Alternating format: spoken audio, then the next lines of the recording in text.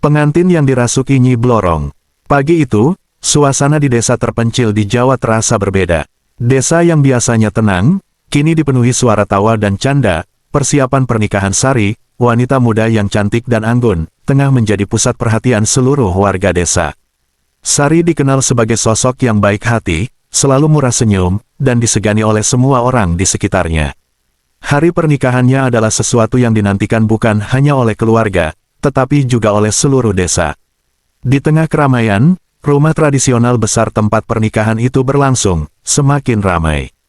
Bunga-bunga segar digantung di setiap sudut ruangan, kain-kain indah menghiasi dinding, sementara deretan kursi sudah rapi tertata. Penduduk desa bahu-membahu membantu, ada yang menyiapkan makanan, ada yang merangkai bunga, sementara yang lain membantu mendekorasi halaman rumah. Sari, dalam balutan kebaya pengantinnya, terlihat anggun saat duduk di depan cermin. Wajahnya dihiasi dengan senyuman lembut, namun di balik senyum itu, ada bayangan kegelapan yang mulai menyelimuti pikirannya. Malam-malam terakhir sebelum pernikahan, Sari terus dihantui mimpi buruk. Dalam mimpinya, dia bertemu dengan sosok wanita berwajah pucat dengan ekor ular besar yang melingkar di tubuhnya.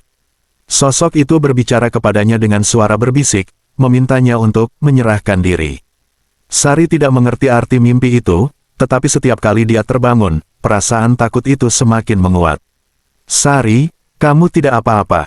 tanya ibunya sambil menata rambut Sari. "Kamu tampak pucat." Sari tersenyum, mencoba menepis kekhawatiran ibunya. "Aku hanya gugup, Bu. Mungkin ini perasaan biasa sebelum menikah." Ibunya tertawa kecil dan menepuk bahunya dengan lembut. "Wajar saja, Nak. Semua wanita pasti merasa gugup di hari pernikahan mereka. Tenang, semuanya akan berjalan lancar." Namun, di luar, suasana mulai berubah. Hujan gerimis tiba-tiba turun, menambah kesan mistis di tengah persiapan yang hampir selesai. Tidak ada yang menyangka bahwa di balik hujan itu, ada pertanda buruk yang akan segera datang. "Kenapa tiba-tiba hujan?" "Iya. Padahal tadi cerah," salah satu tetangga berbisik, memperhatikan langit yang mendung. Di sudut halaman, beberapa penduduk desa yang lebih tua mulai merasa gelisah.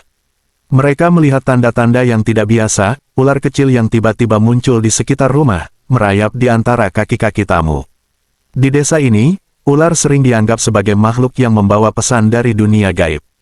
Beberapa warga mulai saling pandang, mengingat cerita lama tentang Asteris Nyi Blorong Asteris, sosok mitos yang dipercaya sebagai roh ular yang sangat kuat dan berbahaya.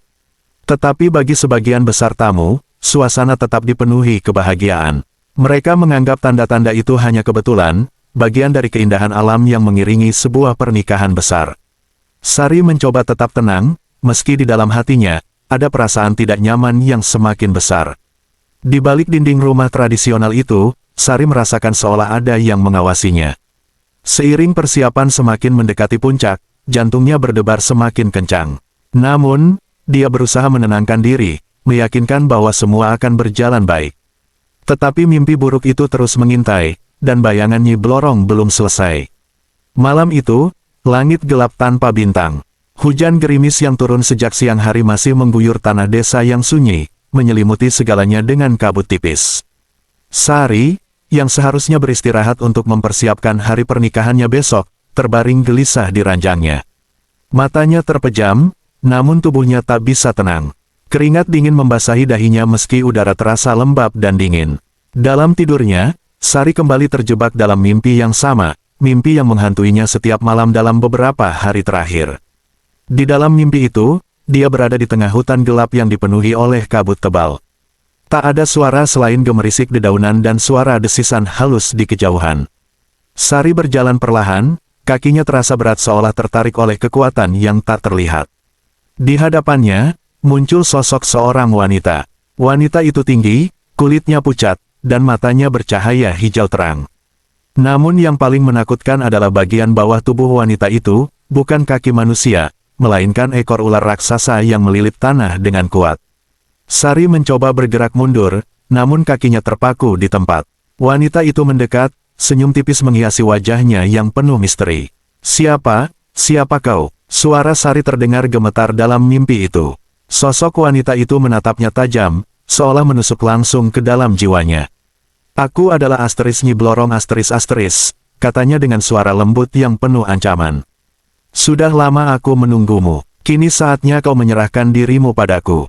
Sari merasa jantungnya berdetak kencang, namun ia tidak mengerti maksud perkataan itu. Apa maksudmu? Mengapa aku? Nyi Blorong tersenyum lebih lebar, dan dengan gerakan halus, ekor ularnya mulai melingkari tubuh Sari. Kau telah dipilih. Malam esok adalah malam persembahanmu. Kau akan menjadi milikku selamanya. Sari terbangun dengan teriakan tertahan. Nafasnya tersengal-sengal, dan tubuhnya terasa lemah. Kamar tidurnya tampak normal, namun rasa takut dari mimpi itu begitu nyata hingga tubuhnya menggigil. Namun yang aneh, meskipun Sari sudah terbangun, bayangan dari mimpi itu tak sepenuhnya hilang. Ketika ia menoleh ke sudut ruangan, ia melihat bayangan ular melintasi lantai sebelum menghilang ke dalam kegelapan. Tanda hubung, tanda hubung, tanda hubung. Keesokan paginya, persiapan pernikahan terus berjalan, tetapi Sari mulai menunjukkan perilaku aneh. Ketika ibunya memanggilnya untuk sarapan, Sari tidak merespons. Setelah beberapa menit, ia keluar dari kamarnya, namun matanya tampak kosong, seolah-olah pikirannya berada di tempat lain. Saat keluarganya berbicara padanya, Sari hanya tersenyum samar, tidak benar-benar mendengarkan. Ketika sore hari tiba, perilakunya semakin mengkhawatirkan. Sari kerap terlihat duduk sendiri di sudut ruangan, berbicara pelan seolah-olah ada seseorang yang tak terlihat di sana. Ibunya, yang mulai cemas, berusaha menenangkannya. Sari, kenapa kamu bicara sendiri? Ada apa? Namun Sari hanya menoleh dengan tatapan dingin, matanya terasa jauh, tidak seperti dirinya yang biasa. Dia datang, dia sudah dekat, gumamnya tanpa ekspresi. Keluarganya mulai khawatir, namun mereka berpikir bahwa itu mungkin hanya akibat stres menjelang pernikahan. Tapi warga desa, terutama para orang tua yang mengenal legenda lama, mulai waspada. Mereka melihat tanda-tanda yang tidak biasa, ular-ular kecil yang terus muncul di sekitar rumah, perubahan mendadak pada perilaku Sari, serta mimpi buruk yang terus dialaminya. Bagi mereka, semua ini terasa seperti pertanda buruk. Pak Darmo, seorang tetua desa yang terkenal dengan pengetahuannya tentang hal-hal mistis, mendatangi keluarga Sari di sore hari. Ada yang tidak beres, katanya dengan nada serius. Aku mendengar cerita tentang Sari yang bicara sendiri dan tanda-tanda lainnya. Ini mengingatkanku pada legenda lama, tentang asteris Nyi Blorong asteris. Ibunya Sari merasa merinding mendengar nama itu disebut. Tapi, itu hanya legenda, bukan? Pak Darmo menggeleng. Di desa ini, legenda bukan hanya cerita. Nyi Blorong adalah sosok nyata, dan dia mencari korban, terutama wanita muda yang akan menikah. Aku khawatir, dia mungkin sudah merasuki Sari. Namun, peringatan itu datang terlambat. Ketika malam tiba, perilaku Sari semakin tak terkendali. Saat orang-orang berkumpul untuk malam menjelang pernikahan, Sari tiba-tiba tidak ingat beberapa jam terakhir. Dia hanya terdiam di kamarnya, menatap keluar jendela dengan mata yang penuh kegelapan. Tatapan dinginnya, yang dulunya lembut dan penuh cinta, kini berubah menjadi tatapan yang menyeramkan, seolah-olah ada sesuatu yang mengintai di dalam dirinya, menunggu waktu yang tepat untuk keluar. Hari yang dinantikan tiba. Di desa terpencil itu, suasana semarak terasa di setiap sudut. Penduduk desa sudah berkumpul di halaman besar rumah tradisional tempat pernikahan Sari digelar. Bunga-bunga segar tergantung di tiang-tiang bambu, lentera berayun pelan ditiup angin malam, dan suara gamelan mengalun lembut memenuhi udara. Para tamu yang datang mengenakan pakaian terbaik mereka, bersiap menyaksikan momen bahagia ketika Sari akan menikah. Sari muncul dari dalam rumah, mengenakan pakaian pengantin tradisional yang anggun. Rambutnya disanggul rapi, dihiasi bunga melati, dan kebaya putihnya menyatu sempurna dengan kulitnya yang cerah. Semua mata tertuju padanya, kecantikan dan kelembutannya memancarkan aura yang memesona. Namun, di balik senyumnya yang lembut, ada sesuatu yang terasa ganjil, suasana di sekitarnya terasa semakin dingin, seolah angin malam membawa hawa mistis yang tidak bisa dijelaskan. Beberapa tamu mulai merinding, meski mereka tak tahu kenapa. Di tengah prosesi pernikahan, saat janur kuning diarak dan doa-doa dipanjatkan, Sari berdiri di samping calon suaminya.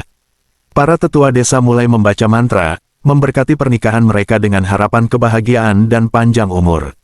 Namun, tiba-tiba Sari merasa tubuhnya lemas. Pandangannya mulai kabur, dan suara di sekelilingnya terdengar semakin jauh. Hawa dingin menyergap seluruh tubuhnya, dan seketika, Sari jatuh pingsan di tengah prosesi. Para tamu terkejut, suasana mendadak hening. Ibunya berlari menghampiri Sari yang tergeletak di lantai, diikuti oleh calon suaminya yang panik. "Sari, Sari!" teriak ibunya dengan suara gemetar, mencoba membangunkannya. Beberapa orang mulai berbisik, sementara para tetua desa tampak saling pandang dengan wajah tegang. Tak lama kemudian, mata Sari perlahan terbuka. Namun, ketika dia bangkit, ada sesuatu yang aneh dalam sorot matanya. Mata yang tadinya lembut kini bercahaya hijau, tajam dan dingin. Senyum lembutnya menghilang, digantikan oleh senyum penuh kesadisan. Aura dingin semakin kuat menyelimuti sekelilingnya, dan seketika, seluruh tubuh Sari terasa berbeda, gerakannya lebih kaku namun penuh kekuatan. "Nyai, Nyai Blorong!" Pak Darmo, tetua desa, berteriak ketakutan. Dia mengenali tanda-tanda ini. Roh yang selama ini menghantui desa telah mengambil alih tubuh Sari. Keluarganya mulai khawatir, namun mereka berpikir bahwa itu mungkin hanya akibat stres menjelang pernikahan. Tapi warga desa, terutama para orang tua yang mengenal legenda lama, mulai waspada. Mereka melihat tanda-tanda yang tidak biasa, ular-ular kecil yang terus muncul di sekitar rumah, perubahan mendadak pada perilaku Sari, serta mimpi buruk yang terus dialaminya. Bagi mereka, semua ini terasa seperti pertanda buruk.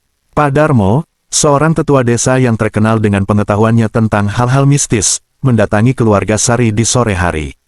"Ada yang tidak beres," katanya dengan nada serius. "Aku mendengar cerita tentang Sari yang bicara sendiri dan tanda-tanda lainnya. Ini mengingatkanku pada legenda lama, tentang Asteris Nyi Blorong Asteris. Ibunya Sari merasa merinding mendengar nama itu disebut. Tapi, itu hanya legenda, bukan? Pak Darmo menggeleng. Di desa ini, legenda bukan hanya cerita. Nyi Blorong adalah sosok nyata, dan dia mencari korban, terutama wanita muda yang akan menikah. Aku khawatir, dia mungkin sudah merasuki Sari. Namun, peringatan itu datang terlambat. Ketika malam tiba, perilaku Sari semakin tak terkendali. Saat orang-orang berkumpul untuk malam menjelang pernikahan, Sari tiba-tiba tidak ingat beberapa jam terakhir. Dia hanya terdiam di kamarnya, menatap keluar jendela dengan mata yang penuh kegelapan. Tatapan dinginnya, yang dulunya lembut dan penuh cinta, kini berubah menjadi tatapan yang menyeramkan, seolah-olah ada sesuatu yang mengintai di dalam dirinya, menunggu waktu yang tepat untuk keluar. Hari yang dinantikan tiba. Di desa terpencil itu, suasana semarak terasa di setiap sudut. Penduduk desa sudah berkumpul di halaman besar rumah tradisional tempat pernikahan Sari digelar. Bunga-bunga segar tergantung di tiang-tiang bambu, lentera berayun pelan ditiup angin malam, dan suara gamelan mengalun lembut memenuhi udara. Para tamu yang datang mengenakan pakaian terbaik mereka, bersiap menyaksikan momen bahagia ketika Sari akan menikah. Sari muncul dari dalam rumah, mengenakan pakaian pengantin tradisional yang anggun. Rambutnya disanggul rapi, dihiasi bunga melati, dan kebaya putihnya menyatu sempurna dengan kulitnya yang cerah. Semua mata tertuju padanya, kecantikan dan kelembutannya memancarkan aura yang memesona. Namun, di balik senyumnya yang lembut, ada sesuatu yang terasa ganjil, suasana di sekitarnya terasa semakin dingin, seolah angin malam membawa hawa mistis yang tidak bisa dijelaskan. Beberapa tamu mulai merinding, meski mereka tak tahu kenapa. Di tengah prosesi pernikahan, saat janur kuning diarak dan doa-doa dipanjatkan, Sari berdiri di samping calon suaminya.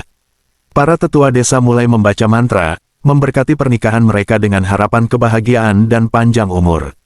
Namun, tiba-tiba Sari merasa tubuhnya lemas. Pandangannya mulai kabur, dan suara di sekelilingnya terdengar semakin jauh. Hawa dingin menyergap seluruh tubuhnya, dan seketika, Sari jatuh pingsan di tengah prosesi. Para tamu terkejut, suasana mendadak hening. Ibunya berlari menghampiri Sari yang tergeletak di lantai, diikuti oleh calon suaminya yang panik. "Sari, Sari!" teriak ibunya dengan suara gemetar, mencoba membangunkannya. Beberapa orang mulai berbisik, sementara para tetua desa tampak saling pandang dengan wajah tegang. Tak lama kemudian, mata Sari perlahan terbuka. Namun, ketika dia bangkit, ada sesuatu yang aneh dalam sorot matanya. Mata yang tadinya lembut kini bercahaya hijau, tajam dan dingin. Senyum lembutnya menghilang, digantikan oleh senyum penuh kesadisan. Aura dingin semakin kuat menyelimuti sekelilingnya, dan seketika, seluruh tubuh Sari terasa berbeda, gerakannya lebih kaku namun penuh kekuatan. "Nyai, Nyai Blorong!" Pak Darmo, tetua desa, berteriak ketakutan. Dia mengenali tanda-tanda ini. Roh yang selama ini menghantui desa telah mengambil alih tubuh Sari. Sari, atau tepatnya Nyi Blorong yang kini merasuki tubuhnya, berdiri tegak. Dia menoleh perlahan, matanya menyapu seluruh ruangan dengan pandangan penuh kebencian. Dengan suara dingin dan berbisik, dia berkata, "Kini saatnya persembahan dimulai." Di dalam ruangan pernikahan yang sebelumnya penuh sukacita, teror telah mengambil alih. Sari, yang kini sepenuhnya dirasuki oleh roh Nyi Blorong, berdiri di tengah para tamu dengan mata yang bersinar hijau terang. Aura kegelapan yang mengelilinginya membuat semua orang gemetar, dan senyum dingin yang tersungging di bibirnya menandakan awal dari mimpi buruk yang tak terhindarkan. Tanpa peringatan, Sari menerkam salah satu tamu terdekat. Dengan tangan kosongnya, dia mencengkeram leher pria itu dan dengan kekuatan yang luar biasa, menghancurkan tenggorokannya seketika. Darah menyembur, membasahi pakaian pengantin putihnya yang kini menjadi simbol kehancuran. Jeritan kengerian bergema di seluruh ruangan, sementara tamu-tamu yang lain berusaha mundur, namun kaki mereka seolah-olah terpaku oleh ketakutan. Sari terus bergerak dengan kecepatan dan ketangkasan yang supranatural. Cakar-cakarnya, yang sebelumnya adalah tangan lembut pengantin, menjadi senjata mematikan, mencabik-cabik tubuh para tamu. Satu demi satu, tubuh-tubuh jatuh ke lantai, tergeletak tak bernyawa dengan darah yang mulai menggenangi ruangan. Setiap teriakan yang terdengar hanya memperkuat kengerian, sementara Sari bergerak tanpa henti, tanpa ampun. Di tengah pembantaian itu, tubuh Sari mulai berubah. Bagian bawah tubuhnya, yang sebelumnya diselubungi kain pengantin tradisional, perlahan-lahan berubah menjadi ekor ular yang panjang dan berkilau, seperti sisik emas yang memantulkan cahaya samar dari lilin-lilin yang tergantung di ruangan. Desis suara ular terdengar jelas saat ekor itu melilit tubuh salah satu tamu, menghancurkan tulang-tulang mereka dengan satu pergerakan.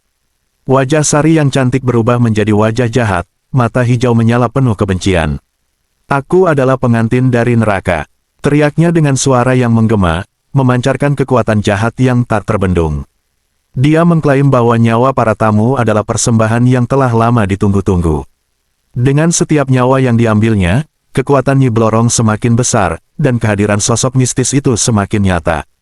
Tamu-tamu yang tersisa berusaha melarikan diri, namun pintu-pintu dan jendela-jendela rumah tradisional besar itu telah tertutup rapat oleh kekuatan gaib yang tak terlihat. Mereka terjebak di dalam bersama monster yang dulunya adalah Sari. Beberapa orang mencoba memecahkan jendela, memukul-mukul pintu dengan putus asa, namun semua usaha itu sia-sia. Mereka hanya bisa menyaksikan dengan ketakutan, melihat bagaimana Sari yang kini setengah ular terus membantai tanpa henti.